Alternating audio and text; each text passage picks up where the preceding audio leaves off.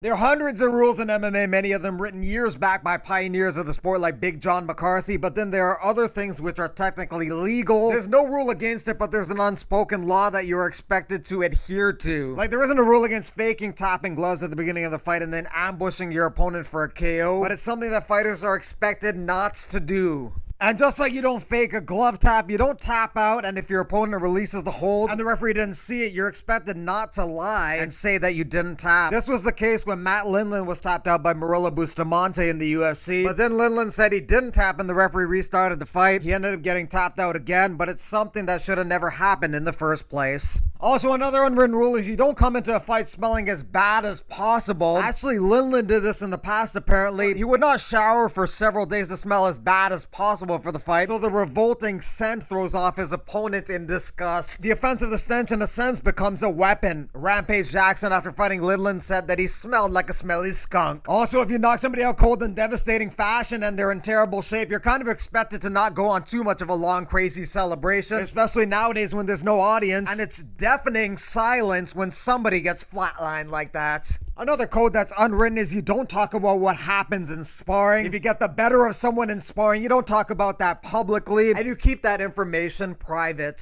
Also, you're expected not to try and KO your partner in sparring. You can go hard, but you don't go for the kill in that sense. Seems logical and common sense, but not for everybody. Also, if you miss weight, you're kind of expected to be a bit apologetic about that, at least after the fight. You shouldn't be missing weight and then charging your opponent at the stare down and then pushing him or something like that, because you already violated the contract by not making weights. And another unspoken thing among UFC fighters is they don't criticize the UFC because they're afraid of retaliation from the bosses if they do. There are exceptions, but generally the fighters don't complain about their pay and stuff like that because they're fearful of the backlash. This isn't a good thing, but for the average fighter, everyone knows it's probably best to stay quiet. You can see that sentiment in this exchange between Bruce Buffer and Damir Hadzovic. I